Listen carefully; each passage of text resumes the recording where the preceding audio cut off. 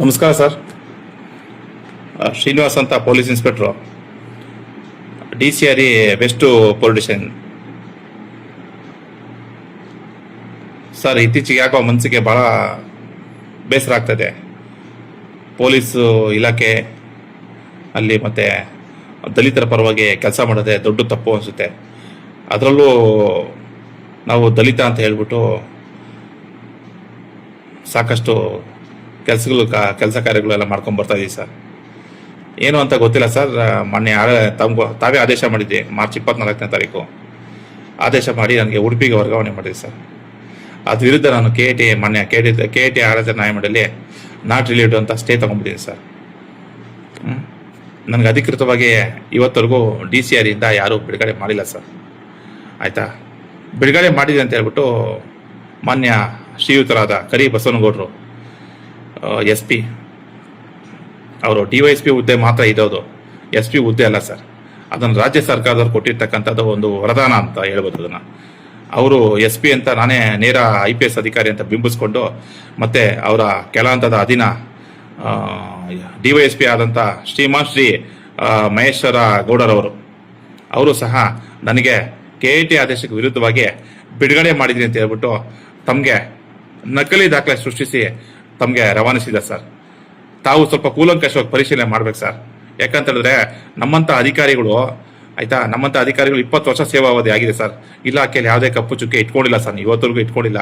ತಮ್ಮನ್ನು ನಾನು 3 ಸಲ ಬಂದು ಭೇಟಿ ಮಾಡಿದ್ದೀನಿ. ನಾನು ಮನವಿನೂ ಸಹ ಕೊಟ್ಟಿದ್ದೀನಿ, SC/ST ಆಯೋಗಕ್ಕೂ ಕೊಟ್ಟಿದ್ದೀನಿ ಸರ್, ಮತ್ತು ಸದನ ಸಮಿತಿಗೂ ಕೊಟ್ಟಿದ್ದೀನಿ ಸರ್. ಆಯ್ತಾ, ನಾನು ಯಾವುದೇ ಒಂದು ಕುಂದುಕೊರತೆಗಳಿಗೆ ಸ್ಪಂದಿಸ್ತಾ ಇಲ್ಲ.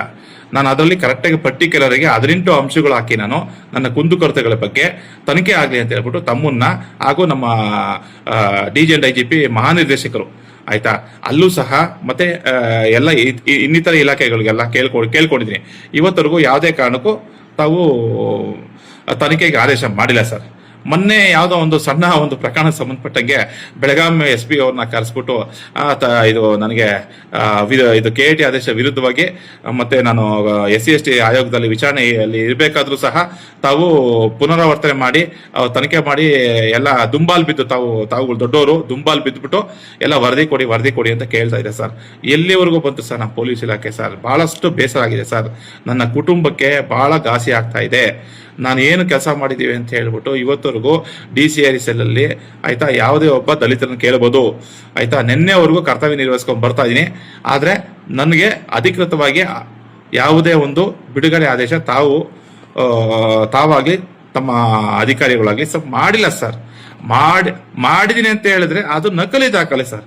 ಅದನ್ನೇನು ಹೆಚ್ಚಾಗಿ ಹೇಳಕ್ ಹೋಗಲ್ಲ ಸರ್. ಈಗ ನಾನು ನಮ್ಮ ರಾಜ್ಯ ಸರ್ಕಾರ, ಹಿಂದ ಸರ್ಕಾರಕ್ಕೆ ನಾನು ತಿಳಿಸುವುದೇನೆಂದರೆ, ಆಯ್ತಾ, ದಲಿತ ಅಧಿಕಾರಿಗೆ ಕರ್ನಾಟಕ ರಾಜ್ಯ ಸರ್ಕಾರದಲ್ಲಿ ರಕ್ಷಣೆ ಇಲ್ದಂಗಾಗಿದೆ. ಆಯ್ತಾ, ನಮ್ಮಲ್ಲಿ ಎಲ್ಲ ಈ ಕರಿಬಸವನಗೌಡರು, ಮಹೇಶ್ ಗೌಡರು ಇವ್ರದ್ದು ಎಲ್ಲ ಆಗೋಗಿದೆ ಸರ್. ಆಯ್ತಾ, ದಯವಿಟ್ಟು ನಾನು ಹೇಳೋದಿಷ್ಟೇ ಸರ್, ತಮಗೆ ಹಿರಿಯ ಅಧಿಕಾರಿಗಳಾಗಿದ್ರ, ಆಯ್ತಾ, ದೊಡ್ಡವರಾಗಿದ್ರ, ನಾನು ಒಂದು 20 ವರ್ಷ ಸೇವಾವಧಿ ಸಲ್ಲಿಸಿದ್ದೀನಿ. ಒಂದೇ ಒಂದು ಕಪ್ಪು ಚುಕ್ಕೆ ಇಲ್ಲದೆ ಕರ್ನಾಟಕದಲ್ಲಿ, ಆಯ್ತಾ, ಪೊಲೀಸ್ ಇಲಾಖೆಯಲ್ಲಿ ನಡ್ಕೊಂಡು ಬಂದಿದ್ದೀನಿ. ಪಾರದರ್ಶಕವಾಗಿ ಕೆಲಸ ಮಾಡ್ಕೊಂಡು ಬಂದಿದ್ದೀನಿ. ಆದರೆ ಯಾವುದೇ ಒಂದು ಮುಂದಿನ ಅವಘಡ ಅಂತ ನೋಡಿ ಸರ್, ತಿರುಗ್ತಾ ಇದೆ ತಣ್ಣನೆ ಗಾಳಿ. ಆಯ್ತಾ, ಅದು ಯಾವುದೇ ಕಾರಣಕ್ಕೂ ಮುಂದಿನ ಅವಘಡಕ್ಕೆ ತಾವು ಅವಕಾಶ ಮಾಡಿಕೊಡಕ್ಕೆ ಹೋಗ್ಬಿಡಿ ಸರ್. ಏನಾದರೂ ಒಳಸಂಚು ಮಾಡಿ, ಒಳಪಿತವರು ಮಾಡಿ, ಆಯ್ತಾ, ನನ್ನ ವಿರುದ್ಧ ಷಡ್ಯಂತ್ರ ಮಾಡ್ತಾ ಇದ್ರೆ ಖಂಡಿತ ಮಾಡಕ್ಕೆ ಹೋಗ್ಬಿಡಿ ಸರ್. ಮುಂದಿನ ಯಾವುದೇ ಒಂದು ಪರಿಣಾಮಗಳಿಗೆ ತೀಕ್ಷ್ಣವಾದ ಪರಿಣಾಮಗಳಾಗುತ್ತೆ ಸರ್. ನನ್ನ ದುಃಖ ತಪ್ಪದಿಂದ ಹೇಳ್ತಾ ಇದ್ದೀನಿ. ಆಯ್ತಾ, ನೊಂದಿರ್ತಕ್ಕಂಥ ದಲಿತ ಪೊಲೀಸ್ ಅಧಿಕಾರಿ ದುಃಖ ತಪ್ಪದಿಂದ ಹೇಳ್ತಾ ಇದ್ದೀನಿ, ಇಲ್ಲಿಗೆ ತಾವು ನಿಲ್ಲಿಸಿ. ಅಂದ್ರೆ ನಮ್ಮ KIT ಆದೇಶ, ಮೊನ್ನೆ KIT ಆದೇಶ ಬರೋವರೆಗೂ ಬಂದ ನಂತರ ಸರ್, ನ್ಯಾಯಾಂಗ ಇಲಾಖೆ ನಾನು ತಲೆಬಾಗ್ತೀನಿ, ತಾವು ತಲೆಬಾಗಿ. ತರಾತುರಿಯಲ್ಲಿ, ಆಯ್ತಾ, ನನ್ನನ್ನ ಪಿತೂರಿ ಮಾಡಿ ಬೇರೆ ಏನಾದರೂ ತಮ್ಮ ಅಧೀನದ ಕೆಲಸ ಬಂದಿರಿದ್ರೆ, ತಮಗೆ ಏನಾದರೂ ಆ ಥರ ಇದ್ದರೆ ದಯವಿಟ್ಟು ಇಲ್ಲಿಗೆ ಇದಿಷ್ಟೇ ಆಡ್ಬಿಡಿ. ಇಲ್ಲ ಅಂತ ಹೇಳಿದ್ರೆ ನಾನು ತಮ್ಗೆ ಹೇಳಿದೆ ನೋಡಿ, ತಣ್ಣನೆ ಗಾಳಿ ಬೀಸ್ತಾ ಇದೆ. ಆಯ್ತಾ, ಪರೋಕ್ಷವಾಗಿ ಸಕ್ರಿಯ ಕಾರ್ಯಕಾರಿಣಿಗೂ ತಾವೆಲ್ಲರೂ ಆಗ್ತೀರಾ ಅಂತ ತಮಗೆಲ್ಲ ಬಯಸ್ತಾ ಇದ್ದೀನಿ.